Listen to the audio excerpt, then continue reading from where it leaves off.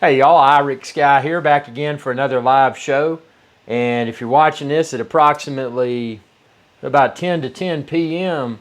New York City time, this is a live show. So anything you type, I can see in real time.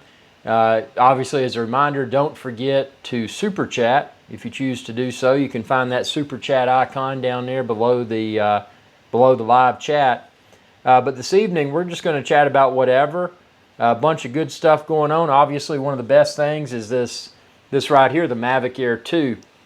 I've been posting a lot of Mavic Air 2 videos. I have a ton more Mavic Air 2 videos in the works for tomorrow morning. So I've got a cut sheet. Thanks to a lot of my viewers, y'all said, hey, I want to know about this. I want to know about that. Tell me all about the Mavic Air 2 and field test this. Those comments and questions have been more than beneficial. So this sucker right here is going to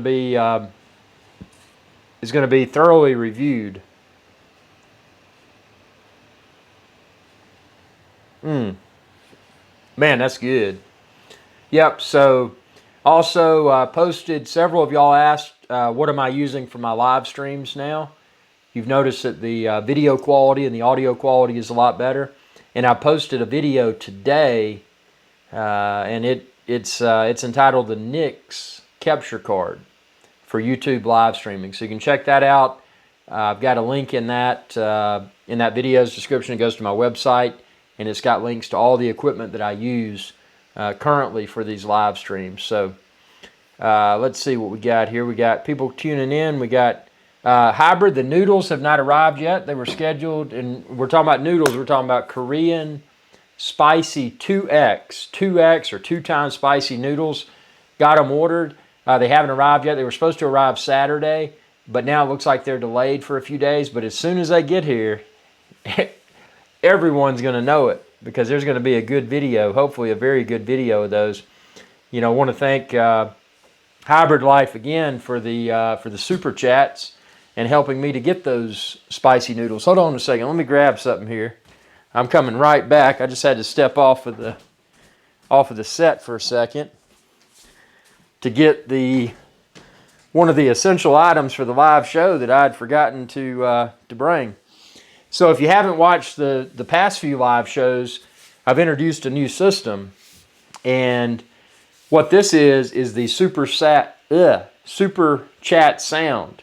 So if a super chat comes in, you get to hear what this thing sounds like. You're probably wondering, what in the world is that? Well, super chat. If you want a super chat, and you'll find out. And anytime I get a super chat, I sound it. And if I break through $100 in super chats in a single live show, I'll bring out the drum. Now, if I break through 200, well, I've got some other surprises over there that I'll break out if we get through 200. So, with that being said, let's talk about whatever. We can talk about drones. We can talk about tutorials. Had a lot of feedback, and I'm going to post a link to this video, a video on my channel, Google Wi-Fi. This video has been blowing up, and I'm going to link it right now, but it's just a video that I posted because when I installed my Google Wi-Fi, I'm like, man, this is an opportunity to document and share the with others. I posted this video, but when I created this video, it got some traction out the door, but now it's just all of a sudden gotten a ton of it, and obviously that's the product of, oh no, you know what we got here? You know what we got.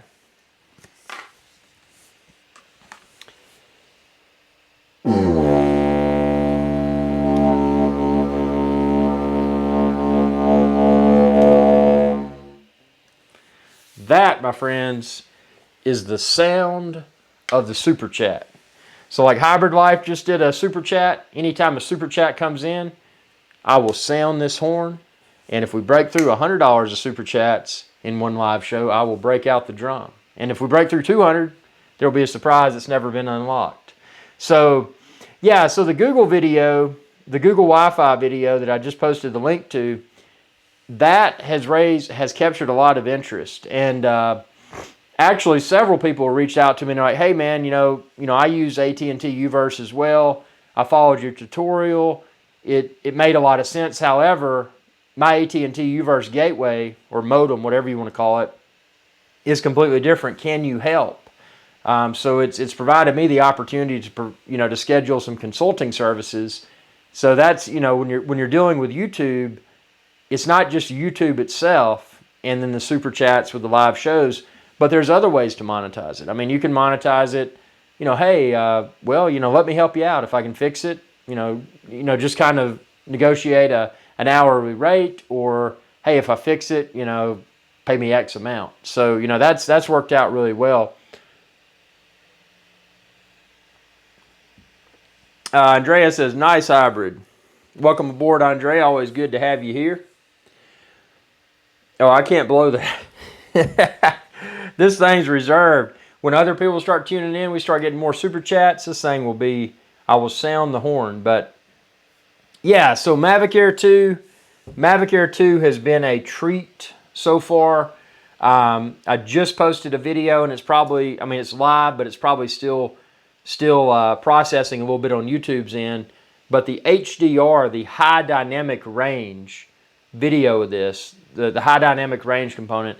And if you're not familiar with HDR, what high dynamic range is, if you're shopping for TVs, your 4K smart TVs, it says HDR. HDR is actually an important spec, because if you're watching a TV, let's put it this way, if you start watching an HDR TV and then you switch back to a non-HDR TV, you're going to notice a huge difference. And where you notice those differences, for example, with drone videos, if you're watching a drone video on an HDR TV, when you're looking at, say, shadows over water, those shadows aren't going to be as noticeable on a non-HDR television. So from a filming perspective, being able to film in 4K 30 with this in HDR is impressive. Now, I've still got to test the 4K 60, the 4K 60, and that's coming. I'm going to start testing that tomorrow morning and get a lot of videos. I'm kind of, admittedly, I'm a little bit gimped right now. I've got one battery because I had a little gamble when I ordered this. When I ordered my Mavic Air 2, as soon as it released from epicdroneshow.com, there were two bundles, and I went with just the basic one. With my thoughts were, well, this is the basic configuration. Maybe it won't be as popular, because the Fly More combo is a really cool deal, because you get extra batteries and some other cool stuff. So, I got this from epicdroneshow.com as soon as it released. And, I'm glad I went with this instead of the other, because I talked to some other people, and some people that had ordered the Fly More combo, it hasn't arrived for them yet. So, that obviously says that, hey, it's in higher demand, or maybe it was maybe it wasn't as heavily produced. Who knows? But my assumption is probably in greater demand. So it's this thing has been awesome. I've got the battery out of it right now because I'm charging it, getting it ready for tomorrow morning. Going to get up super early and get out and film some more with the Mavic Air 2. It's always good to have a new drone to review, and that's especially during these challenging times. It's incredible that DJI has taken the time to release a new drone, especially given how awesome their Mavic 2 Pro is. But I will say, after flying this, and check out my video where I was flying over a lake tonight, and or not tonight, it was this evening, so it was kind of lower sunlight, but you can really see the details, the high dynamic range, when you're looking at the water and shadows of the trees. And then when boats go by and their wakes kick up, and you can see all the details. So it's really cool. But yeah, I have been thoroughly impressed by this thing so far. Now, admittedly, if you look at the video, and the video quality is super amazing. But Hybrid says, Irix, watch your drone video that showed your Audi. No way, that is a base model. That thing has sunroof, leather, upgraded wheels. You know what's funny, man? It is a base model. And here's what's funny, dude. I'm a stiff negotiator, and what I do is I go in and I wear them out. I go in, I'll test drive, and I'll seem interested, and they've got the smiles on their face, and they're sitting down at the desk, and oh, they've, in their mind, they've sold you already. They've already closed the deal. And then, I just go through all that and, stay in there for an hour or so. And, well, you know what? On second thought, I don't think this is a good enough deal, and do the walk off, walk off the lot and leave. And then sure enough, they say, well, they go talk to their manager. We can't make you a better deal. And then sure enough, the next day I get a phone call. Yes, we'd like to talk to you and, give you an incentive to come back. Would you accept whatever? But that is a base model Audi A3. But the thing is, the only add-on I got for it was it was called the convenience package, which added Apple CarPlay. So everything else is base on the inside. I mean, it's got the crappy audio. It's got the wheels actually look nice, and like you said, the sunroof looks nice. So I mean, it's obviously it's got the leather. It's got the brown cappuccino leather. So it looks a lot nicer than it is, but it's just a base model, man. I mean, I had that posted some videos about it. You can check them out on my channel, the Volkswagen Passat. I got a lemon, dude. That thing was riddled with electronics issues, and you can check out my videos. I had it almost the S3. The only one that looks different is the RS3, the S3 and the A3, especially the way I've got this one spec'd out with the nice wheels and all that. I mean, unless you're looking at the tailpipes on the back and some of the body work towards the bottom of the vehicle, I mean, you really can't tell a difference. And I mean, I don't care. I mean, I don't know. I've enjoyed the vehicle because it gets great gas mileage. And what you can do with an Audi, and a lot of people don't realize this, is that since it's made by Volkswagen, you get some other vehicles like, and I've had Mercedes and BMWs and all of that stuff, but the thing I like about Audi is that, I can just take it to a Volkswagen dealership and get it serviced. And if you take it to a Volkswagen dealership, you're paying a fraction of the price that you would to get it serviced at an Audi dealership. And the reality is that mechanics are Volkswagen mechanics. So, you can, there's a lot of value in that vehicle. The downside to the Audi is that, and even with the little A3 like I've got, the downside of it is that, the resale value, they don't hold their value, man. I mean, I've got a review of it. I had that GMC truck, several years ago, and I think that was a $40,000 or $50,000 truck. I mean, it was pretty expensive, man.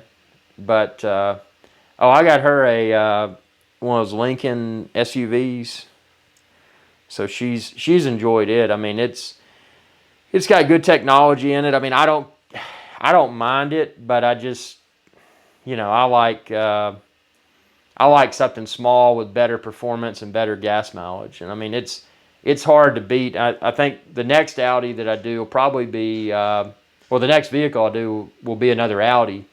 And it's probably going to be, I think I'm either going to do the TT or maybe the A5.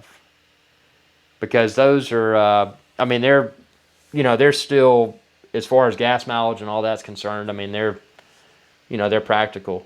And even that Q3, that little, you don't know if you call it a crossover or an SUV or whatever you call it, that thing looks kind of cool. But I don't know, I'll probably stick with a car.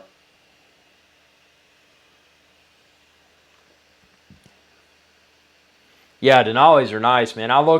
When I got mine, I looked at the Denali, and it had the little things that would vibrate the side of your butt when you're trying to, when you're turning, or there's somebody beside you, it would have the little seat vibration so you know what's going on. It had a lot of great features. I'll tell you, man, the resale value of that was the funniest thing, because when I got the GMC that I had, and I spec'd it out because I like to do things like this. So I spec'd it out. I didn't get the 4-wheel drive in the GMC Sierra, but I got that little thing on the side when I bought it. It says, what's it say? It's not 4x4, but it's It's whatever their little badge is they put on the side that makes it sound like it's four-wheel drive, but it's really not. So it had that on it, and it didn't have leather seats. It had cloth seats. So, you know, long story short, I got the things that really cheapened it up not cheapened it up, but made it to where I could get a really good price on it, because I went for the one that your mainstream buyer wasn't looking for. You know, your mainstream buyer, they want to get a nice truck, they want to get leather. They want to get a nice truck, they want to get four-wheel drive. But see, I was looking for the things that would be haggling points and just be like, well, you know, I kind of like this, but it doesn't have leather. And I kind of like this, but, you know, even though it's got that, whatever they call it, I forget what the buzzword is, but even though it's got that badge on the side and it's got the shocks, it still doesn't have four-wheel drive. So, you know, I took them to the bank with negotiating and got a super good deal. And I traded that thing in. It was many years later, and when I took it into the dealership to see how much trade-in value I could get, they told me, and I just kind of like, Z71, yeah, it was a Z71 sticker on the side, or little badge. That's exactly what it was. So when I took it in, and they said, yeah, the trade-in will be this much, and you know, I couldn't show any emotion on my face, but I was thinking to myself, wow, I didn't expect to get anywhere close to that for trade-in. I mean, I had it for a few years. I had a decent amount of mileage on it, but obviously I kept it immaculately clean, and I just put a fresh set of tires on it that I bought heavily discounted. So I traded that sucker in and got that Volkswagen, and that was the lemon that I had. And then, you know, when I had the lemon Passat, then I'm like, okay, you know, I want good gas mileage, but I don't want to step into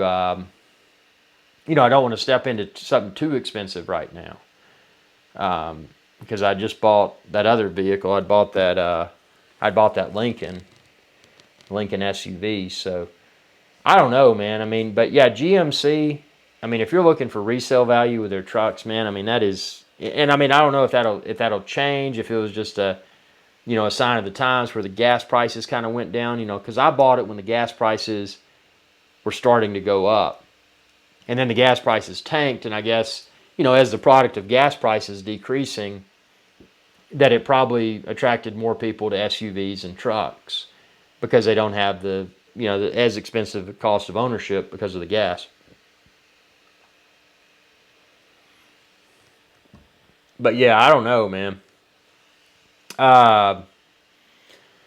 Man, we got people tuning in here. We got the drone in the studio. I tell you though, this little thing right here, this has been exceptional. And I mean, this is just a little Hybrid Life says, IrixGuy, the ultimate bargainer. No joke, man. I mean, you know, there's places I won't I won't haggle, but no, it's not that. It's just that it's not the small, what's it called? It's not the small SUV, it's the bigger one, but it's not the Navigator. And Navigator's huge. It's the that's pretty bad. I bought it, and I don't even know when I bought that sucker though. I went to the lot and haggled with them like for a day, and then I went back and haggled with them some more, and then they just said, well, you know, we just can't do that. I said, that's fine. I said, but if you find out that you can, and this was before I just walked off the lot, I said, if you find out you can, so basically, you know, I wanted 0% financing. And I didn't get that, but I ended up getting like something ridiculously low. Because that's what I hate about vehicles, you know, and what a lot of people don't realize about purchasing a vehicle, if you're not just paying cash for it, you know, if you're financing it, if that interest rate is not low, and, you know, a lot of people look at it and they're like, oh man, that's a 4 or 5% for APR for 72 months. And they assume that's low. It's really not. You know, you need, if you want to get a good rate, you know, you need to be somewhere below 2%. And I mean, it's, in most times, you know, it's easy to do if you can haggle, if you know how to haggle. Hybrid says, anyways, IrixGuy, I have to do homework, so I'm out. See you on the next show. Hey man, thanks for tuning in, and just for tuning in the super chat, I'll give another horn blow here.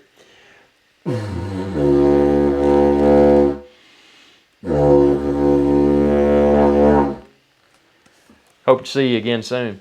So yeah, we were talking about Hybrid Life's a big vehicle dude. He was sharing some advice during a previous live show, and he said, what are your thoughts on Tesla? And I'm like, well, I've got a friend in the real world that has a Tesla. He brought it over, and I got in. It's nice. Nice technology on the inside. But to be honest, the Tesla looks like, the headlights look like a Porsche, which is kind of cool. But I said the rest of it, when I look at it, I think it's a Prius. It's one of those, and this was the Model 3 fully loaded with a range package, all the stuff. And but yeah, Hybrid Life had a great suggestion. He said, hey man, you should do like a Turo or one of those car rental services or whatever, and rent a vehicle just for a day, just for the sole purpose of reviewing it. I mean, you're talking about ROI, return on investment. Let's say hypothetically that I rented a Tesla or rented a, insert popular vehicle here that's heavily searched on YouTube. And let's say I took it out and thoroughly reviewed it.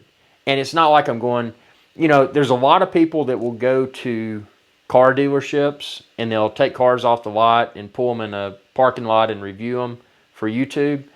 And I guess I could do that too, but there's part of me that just feels dirty about doing that. And the reason I feel dirty about it, I mean, unless it was communicated up front, the reason I feel dirty about it is that, people are in there, the sales team at a dealership, they're in there to sell vehicles.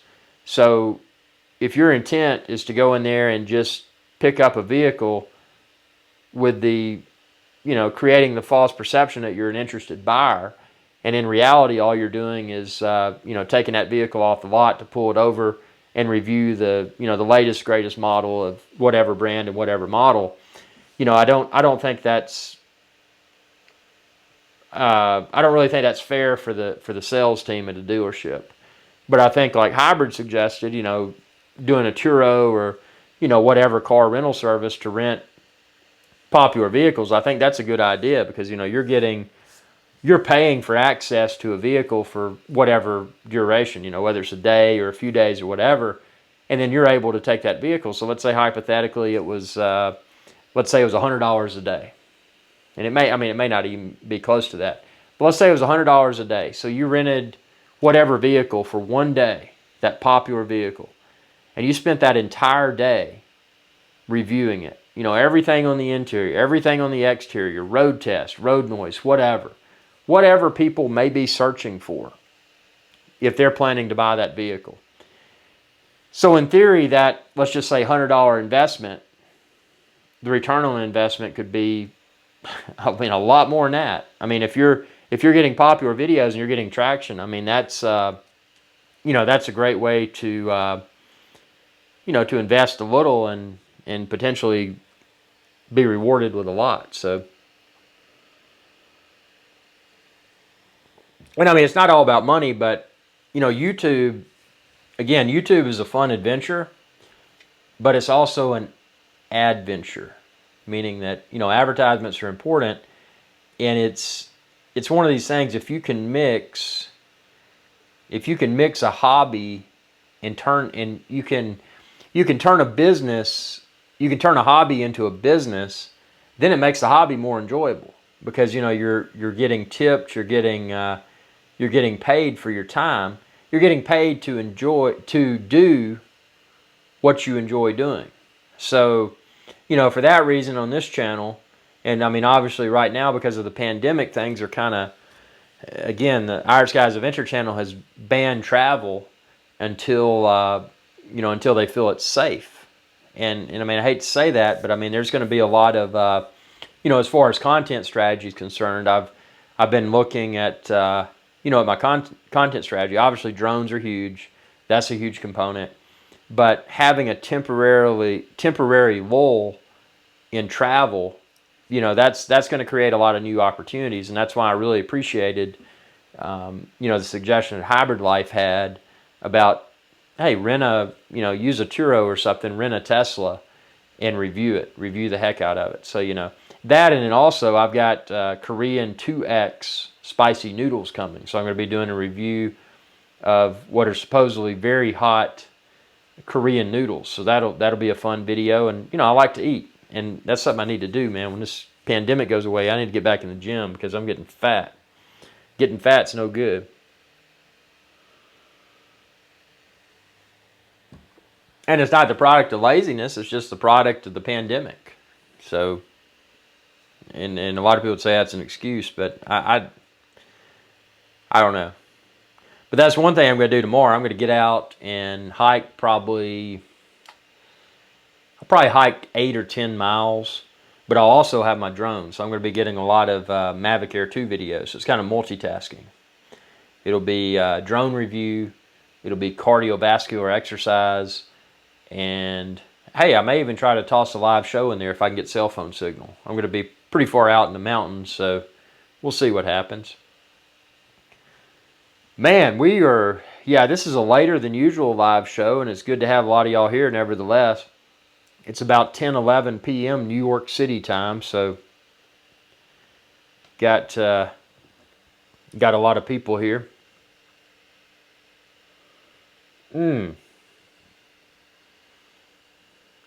That color kind of looks bad. This drink I mixed, I put pineapple and mango and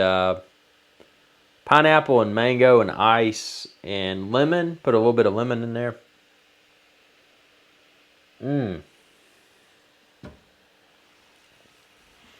Yeah, and the ATEM that I've got coming for the studio, that's,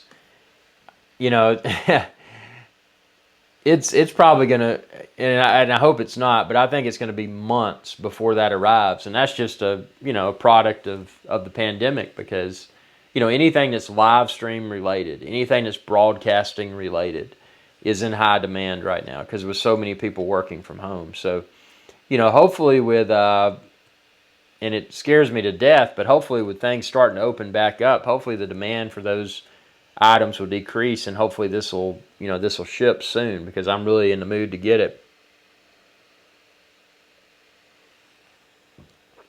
This quality right here with this device, again, that I posted the review for on my YouTube channel today, the quality of this has blown my mind. Going from actually the highest end USB webcam that was available, going from that to this, being able to use my professional microphone, being able to use my professional camera, and plug that all into a device that's just a little bit over $100 US, is pretty cool. And basically the way it works, you plug it in to your laptop. It's just a USB cable, in my case USB-C, because I'm using a MacBook Pro. But you just plug it in, and after it's plugged in, your Mac or your PC detects it just like it would a USB web camera. But the difference is, instead of having that USB web camera with probably a plastic lens and lesser quality image sensors, etc., you've got a whatever camera you're using. And in my case, I'm using a Sony A7R4 with a G Master lens. So I'm able to get very good results. And then my lips are in sync with the video because my microphone is plugged directly into the camera. And with the camera, I run I think it's a micro USB cable. Run it into a charger, and then that way it kind of trickle charges the battery in the camera while I do these live streams. So I've never had it die. And I've had a live stream the other day. I think it was 1 hour and 30 minutes long. So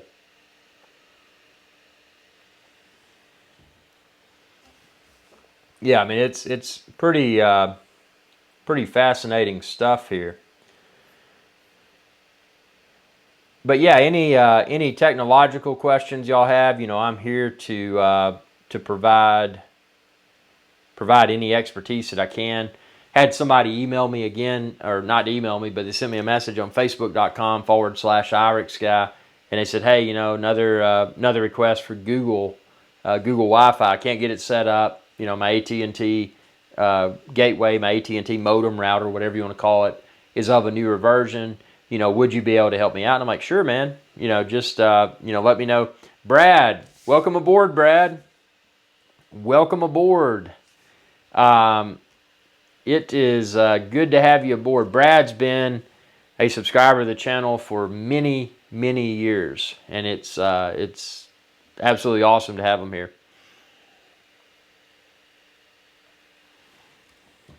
You got any drone stories to share? Any technological questions? Need travel advice? There's not a lot of travel advice questions right now, that's for sure, with everything going on. But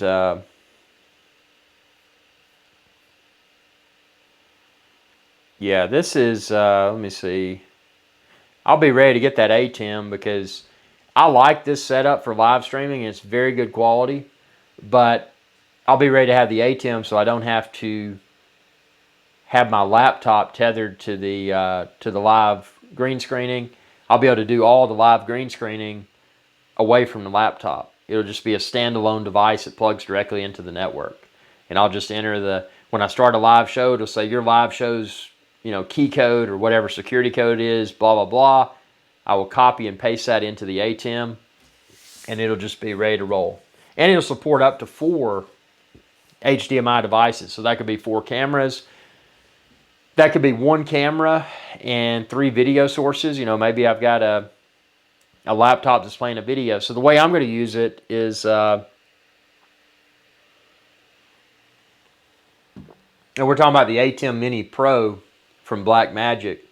And the way that I plan to use the ATEM Mini Pro is take a laptop and then loop a video, and then that video will be my backdrop, my green screen backdrop.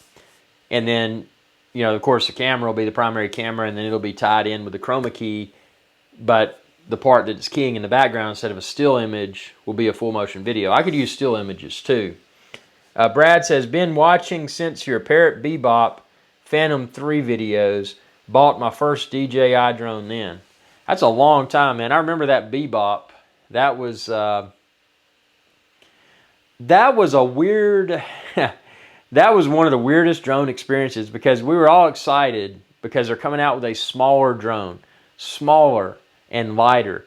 More portable. That was a big thing at the time because, Phantoms were big. I mean, when you're carrying a Phantom and you're carrying a few Phantom batteries and the controller and, all the swag that goes with it, I mean, you've got a considerable, amount to carry. And it was one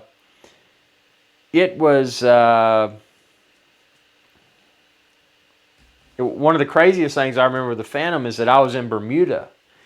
And I was there with STK's Adventure Channel, youtube.com/Summertime Ken. And, we got in the airport in Bermuda, and we both had those large cases, my Phantom cases like I used in the past, the big yellow and big orange cases. So, we had gotten off the airplane. We had flown in from Newark, New Jersey. We flew directly from Newark to Bermuda and landed in Bermuda, went through customs. Everything was hunky-dory and got through customs, and they stopped us after we left. And they're like, hey, guys, in their Bermudian accents, they're like, what are y'all doing? It kind of looked weird, 2 dudes with these big, bright-colored, hard cases. And so they're like, we need to see what's in there. I mean, obviously, they'd already seen what was in there because, I would have hoped they would have scanned it and saw that anyway. So they're like, can you open that up? So we set both of our drone cases on the customs table, and you were ready for us to open it, and they said yes. We pop it, and because of the pressure release, because these have been on an airplane, and because of the pressure changes, these things started to hiss. So we're sitting there in customs, and granted, we've been drinking since Newark, New Jersey, so we were in good spirits about it. But yeah, they started hissing on the counter, and they're sitting there and just looking at us like, no, it's just pressure release valve, we swear. And then they're like, this went on for a minute or so. I mean, the hissing of the case before they could pop it. And it was a very awkward experience. And then finally they opened, and you could see relief in their eyes because they didn't know what was about to happen. And then they started getting us about, like, now where y'all staying? It's like, oh, we got a house. And they're like, a house? And apparently you can't, and I don't know all the legalities, but, as far as renting a house, in Bermuda not being a citizen, it's really different there. You can't rent a car in Bermuda unless you're a citizen. Your only way to get around is to rent a moped, to take the bus, or to take a taxi. Only Bermudian citizens can rent a car. So that wasn't an option. So we had a driver coming to pick us up and take us to the house, but we had no idea what the address was or anything. So, we get through customs like, well, where are you staying on the island? We don't know. Our driver's coming. So it was an interesting experience. We got comments from Brad. Brad had a 10-day trip to Thailand. I'd booked in January, was supposed to leave. Oh man, that would have been that is a place that I've got on my radar, man. Talk about drone footage. If they're drone friendly there, man, Thailand is supposed to be incredible. Brad says, any plan for what your case is going to be for the Mavic Air 2? That is in the works, don't worry. And the only reason it's been slightly delayed, because normally the first thing I get when I get a new drone is a ruggedized and waterproof case. But I've got something that I've got the case for the Mavic Air 2, and I think it's going to, I think it's really going to surprise y'all. So stay tuned for my Mavic Air 2 case video. And I'm only, this is only day 2, man. Yesterday evening, I did my first flight with the Mavic Air 2. Super enjoyable experience, super good results. I've been watching the video as far as comments have been concerned, and the feedback has been positive. And what was really good, I got some reassuring feedback, because one of the things that I thought had happened in the field during my first Mavic Air 2 flight was I thought I saw the props, but it turns out that I didn't. So it was good to hear the viewers saying, hey man, I didn't see the props in your video. And then when I reviewed the video that was recorded, I didn't. So I don't know if it was actually in the FPV view, or maybe because of the lighting, I was looking at the screen wrong or whatever. So that was encouraging to know that props did not appear within the video. Brad says, I was planning on packing my Mavic Mini to Thailand. Man, Mavic Mini for travel is awesome because of, the best thing is it's so small and it's so lightweight. And then also the price, man. I mean, if something happens to it, yeah, it's still expensive, but if something happens to it, it's not like it's not like losing a Mavic 2 Pro or a Mavic Air 2 or something like that. So I mean, the ability to recharge off the grid with USB battery bank or USB solar or whatever you've got makes it a really, really exceptional drone. And that's something, one thing I like about the Mavic Air 2 is that, yes, they've switched now and it's got USB-C. So I've got a USB-C port over here. If they could only make that USB-C port charge the battery, that would be incredible. I tried, but it didn't. But it's nice having that USB-C port, because often what I do when I import my videos and photos after flying, I don't want to deal with taking that micro SD card in and out. I mean, it's easy to do. It's right here. But it's just kind of wonky, having to push it and this, that, and the other. So I'll leave that micro SD card in there, and I use my USB-C port to import my videos and photos after I fly. But man, I've been, just the build quality of this. I was thinking during a time of pandemic, that they would cheapen up and release a drone that was just, their first disappointing drone, and that's not the case. I mean, this is an exceptionally high quality drone, and it's manageable. I mean, I like this. To me, after flying this and going out like I did this evening, and y'all can check out my flight from this evening where I was out over a lake, and I mean, it's just a solid performer, and it's not too small, but it's not even, I mean, it's not as large as the Mavic 2. The Mavic 2 Zoom or the Mavic 2 Pro. And not that those drones are too big, but it's just, it's even smaller, yet, if the operator wasn't careful, the range of this exceeds the Mavic 2. The battery life exceeds the Mavic 2. And as far as handling is concerned, I mean, this is heavy enough to handle moderate wind. And that's what I'm looking forward to. I'm looking forward to, I'm not looking forward to hurricane season because it's hurricane season, but I'm looking forward to those types of wind conditions, because it'll be great to, you know, pop this up when there's a considerable amount of wind. I mean, obviously in a safe and responsible location, but, you know, see how well or how poorly the Mavic Air 2 can handle wind. That's going to be a good test. And I mean, a lot of this stuff, man, you just got to, you know, you go out in the field and you try something and you discover, oh, well, you know, what about that? You know, it makes you it makes you think about other things to test. And that's what I mean, always enjoyed about drones, is just, you know, taking them out and seeing what they can do and what they can't do. And, you know, all of y'all's feedback, comments, and questions. I mean, that's what drives this, man. You know, I mean, it's great to have a field. It's great to have drones. But, you know, if you don't have people like y'all that are asking the questions and supporting the channel, then it's, you know, then it'd be kind of silly to do it. I mean, not silly. I mean, it's still enjoyable, but, you know, being able to do something and fuel that hobby with a you know, with a business model is always exciting. So, but that's the big thing. You are amazing, Andrea. I'll do one more. We got $20 super chat.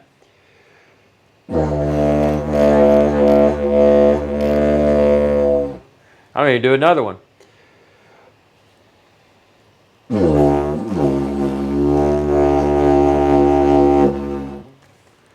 That is awesome.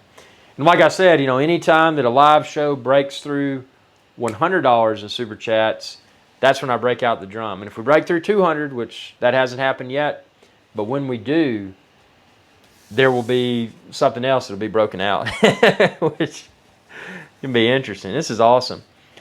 Brad says, debating on trying to sell my Spark and or Mavic Air 1 or keeping them as collectibles. You know, collectibles are great for certain things. I mean, if you're a coin collector, if you are a stamp collector, if you are a watch collector, if you are a baseball card collector, there's a lot of good collectibles.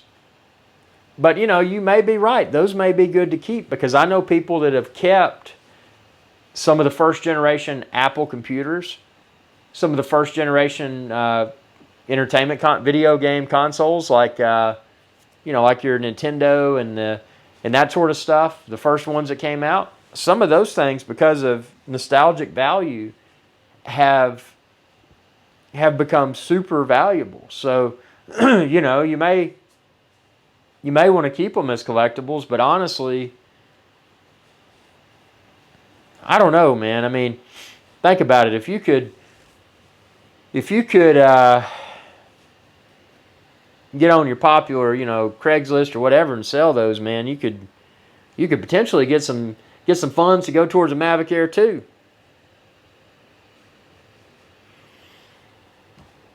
But then again, you could keep them and, you know, have these collectibles. So I mean, that's a challenge, man. You know, you gotta figure out what is best. You know, what is the best path? What is the best path to pursue when it comes to drones? Do you keep them? Do you give them away to friends? Do you put them on a shelf? Do you lock them in a vault? What do you do with your collectible drones? That's an interesting thing to ponder. What do you do with collectible drones? Great, man, that's interesting. So, yeah, let's see what we got here with we got video comments coming in here. Well, my first flight video is up to 502 views. So it's, you know, I filmed that yesterday evening, and it's already up to 502. I'm excited for tomorrow. I've got a cut sheet of videos. The good thing is this has really good battery life. I mean, right now I've only got one battery, because I didn't get the fly more because I was afraid that it may be slower to ship because it's probably in higher demand. And it's yeah, I mean, it's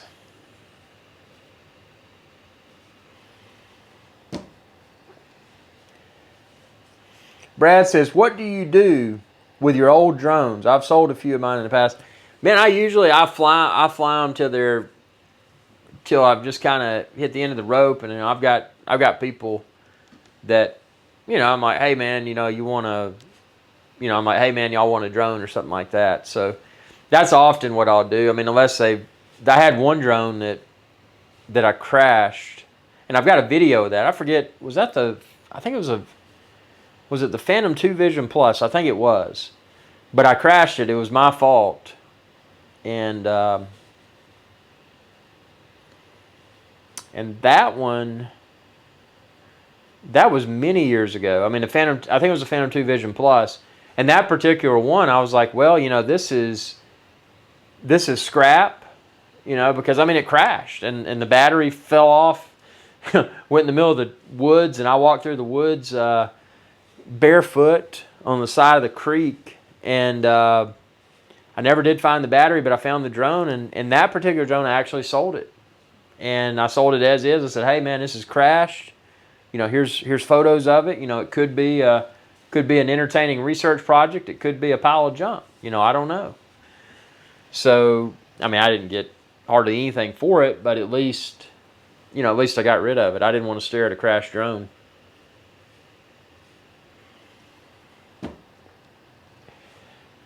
Man. Let's see, what else we got going on? We got drones. I tell you, this new YouTube interface is pretty slick.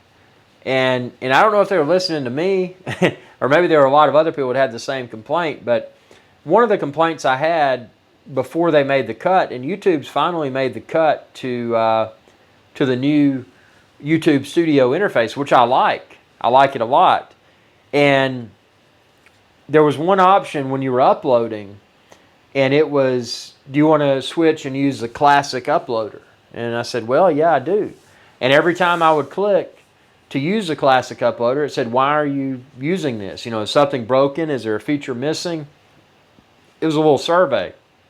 And every time before I uploaded, I would fill out the survey, and I would say I'm using your classic uploader because your current uploader can only do one file at a time unless you close the box and then add an additional file. And I said, that's just a wonky end user experience.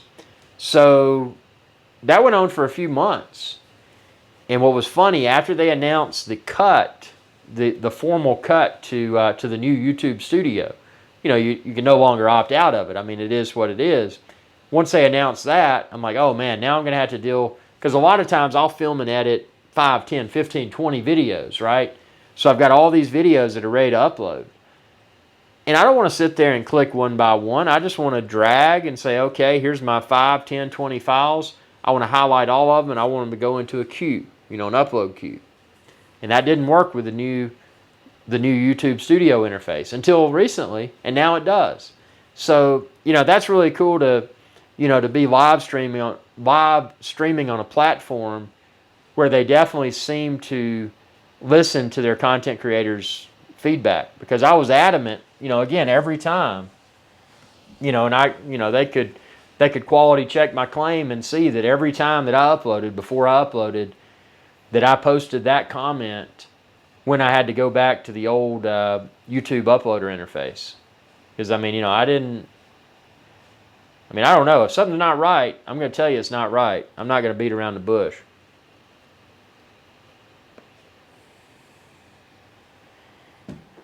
So, yeah, so what else we got? We got, well,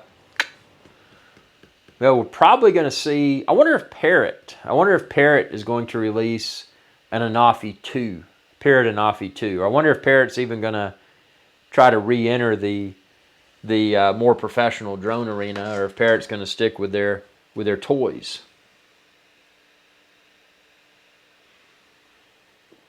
I mean, nothing wrong with toys, but I mean, Parrot, if you're watching this, if your engineering team and or your marketing team or even your executives, if y'all are watching this, y'all did pretty good with the Parrot and Offie. You know, I will say that you did, but you just didn't quite get it. But I feel I'm bullish that if you decided to create an Offie 2, that maybe the Parrot and Offie 2 would be something exceptional. So, you know, I mean, we'll see what happens. I would love for y'all to release another drone, because if you do, I'll pick it up.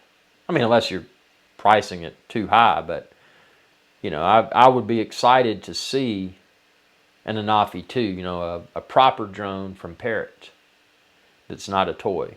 You almost got out of the toy space with the Anafi, but not quite. You didn't have the quality there that I expected. But the biggest thing with the propellers, man. I mean, they were quiet. I don't care about noise anyway, but they were so thin. I just felt like, you know, if a big bug or if a bee hit it, it would probably be dead. But I mean, the propeller would be dead. But it's just, I mean, I don't know. I mean, let's see. We've got 505 views of the Mavic Air 2 first flight.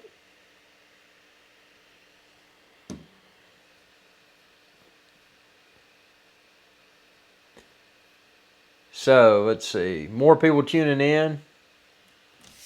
Get some more people with these super chats, because this is the sound of super chat. Anytime a super chat comes in, this thing magically awakens. So let's see. Oh, we got more people. More people. Welcome aboard. So, any drone questions, drone comments. Doesn't have to be drone related. It can be, you know, anything y'all want to know. I mean, technology. Do you need social media consulting? Do you need a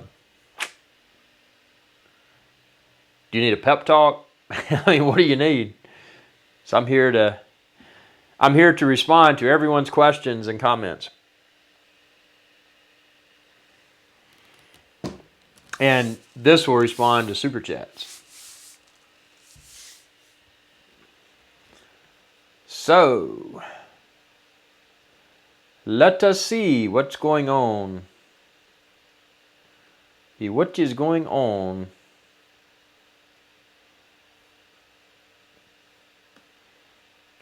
Maybe there's some good stuff. I canceled, and I've got over-the-air television, over-the-air free over-the-air HD TV. And that was something I set up. I did a tutorial series on that, and I've really enjoyed that.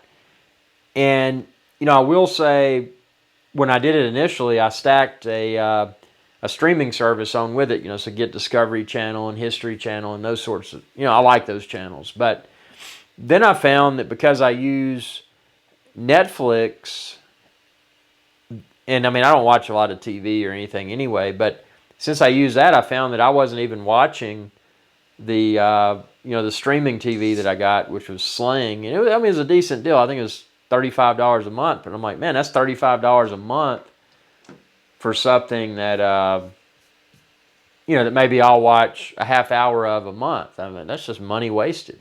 You know, throw it away. So I did away with that, and now I've got Netflix. But there's been a lot of really good shows on Netflix recently, and I think that's because of the pandemic. They've put out a lot of stuff, and it's they've got some solid stuff. Amazon Prime has a lot of really good original content as well. But I think Netflix is kind of the king right now when it comes to that.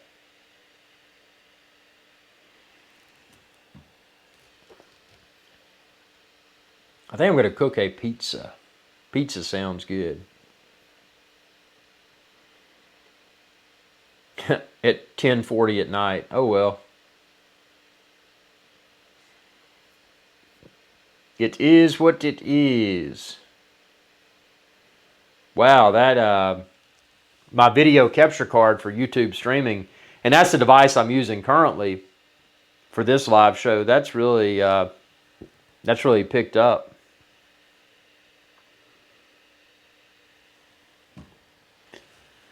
It really has.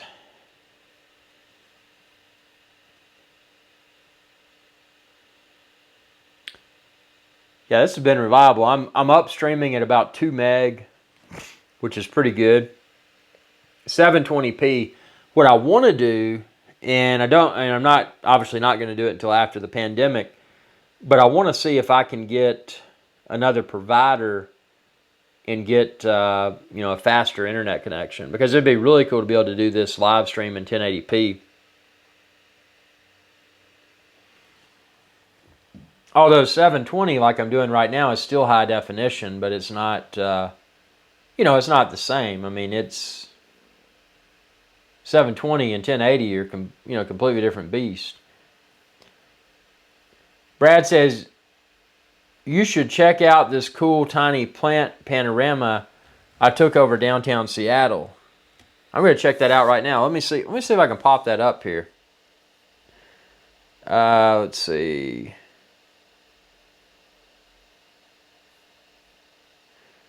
It's Seattle Aerial Solutions. Let's see. Let's pop this up.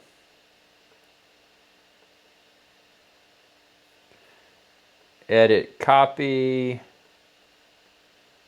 New tab. Oops. Let's see. New. Here we go.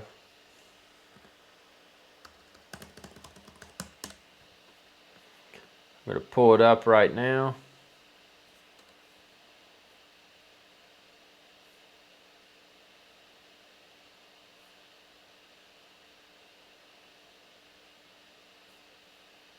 I say I'm going to go on Twitter.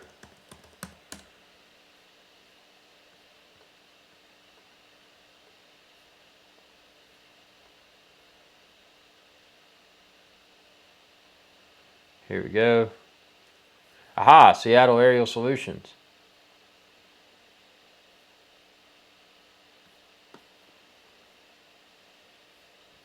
I lost my chat window here. Let's see.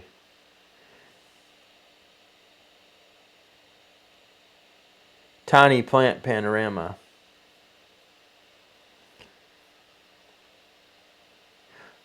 Oh man, that's cool. The Anheuser-Busch. You've got the Anheuser-Busch building there. I'm trying to find your... Oh, that's cool. That is super cool, dude. That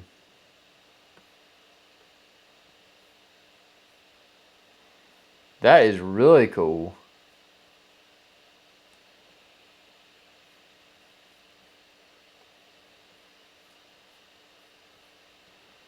Sorry, I'm trying to get my window. That is really cool, man.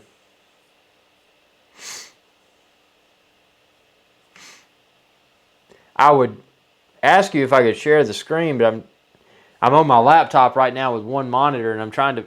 Usually when I do screen share, I've got a second monitor, and I can pop stuff up.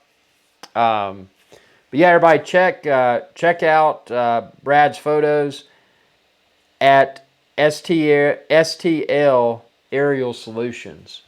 Very, very cool stuff, man. And he says, obviously, he's on Instagram, Twitter, and Facebook at STL Aerial Solutions. Seattle Aerial Solutions.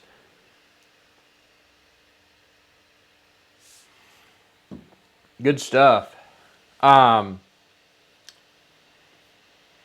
Speaking of that, man, I need to take this Mavic Air 2 out tomorrow and test the still photos. I mean, it's easy to become, video only, and obviously video is a huge component for me because I'm able to put videos on YouTube. But I mean, photos are awesome for Twitter and Instagram, and that's an area where I'll say I haven't been as active as I should be. And I think part of that, well, I don't think part of it, but actually with Facebook and Instagram for me, for some unknown reason, my website, and I don't know if it's because my SSL certificate temporarily expired or whatever. Oh, see, STL St. Louis. I saw that and I'm like, wait a minute, Anheuser-Busch is not in Seattle. You're right, man. I was like, I was looking at that and I'm like, wait a minute. Okay, now I'm feeling really stupid. STL. Okay, that's STL is St. Louis. Yeah. So yeah, that okay. That makes that's funny. That makes me feel stupid though. Um, but yeah, getting back into Facebook and Instagram, and I want to hit it really hard, but for whatever reason, they banned my website. They banned epicdroneshow.com and IrixGuy.com, which I guess that kind of makes sense because I've got them all on the same server. And the only thing that I can figure out, or the only thing that I can hypothesize rather, is that, you know, maybe because my SSL certificate temporarily expired and people were getting, if you're not familiar with SSL websites now, they're not HTTP :// they're HTTPS : So if you go to a website, you go up to the address bar, you see that little lock and key icon or just a little lock icon. That suggests it's probably an SSL site. And if you're not SSL now, as far as search engines are concerned, you won't rank as highly because you're perceived as not being a secure website. So my fear is that what happened, I temporarily had an issue with my SSL certificate because I go the budget route. I got this thing where I could get a free SSL certificate and installed it, but for whatever reason, when I had to renew the certificates, it did not renew properly. So, as a product of that, I don't know. But I've reached out to Facebook multiple times. If anybody from Facebook or Instagram is watching this, fix my website, because it's really made me not want to use your platform. Because why does someone want to use a platform if you block their website? I mean, it's IrixGuy.com, it's epicdroneshow.com, it's drones, it's travel, it's tutorial. I don't understand why my website was blocked. So yeah. But with that being said, I want to get back into still photos, and if they can unblock my website, I'll get back into it full swing, because then I'll have, two platforms where I feel proud to post my drone photos. But yeah, we've whoa, I just hit my mic. It's getting late, man. It is 11:48 p.m. New York City time. So appreciate everyone tuning in, and we're gonna, again, tomorrow I'm going to hit the Mavic Air 2 very hard.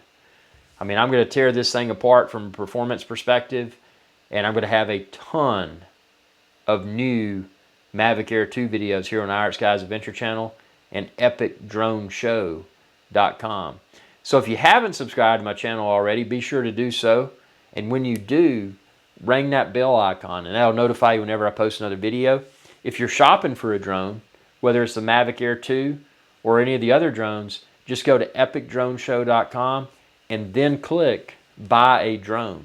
Also, if you're looking for Mavic Air 2, you can go to IrixGuy.com/Mavic Air 2, and that'll take you to all the various Mavic Air 2 models and all the accessories and a whole lot more. So, got a lot of good stuff to look forward to.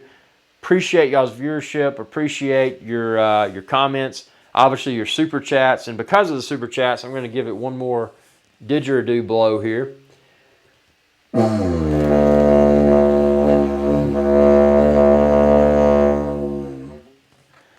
Again, that's the sound of the super chat. So I appreciate it. We will have another live show soon. So until then, stay safe, keep your social distance, wash your hands, and have a good time. Let's see what I got here. I got to go. So I will see y'all later. Have a good one. Hey y'all, IrixGuy here. If you enjoyed this video, please be sure to subscribe, like, and share.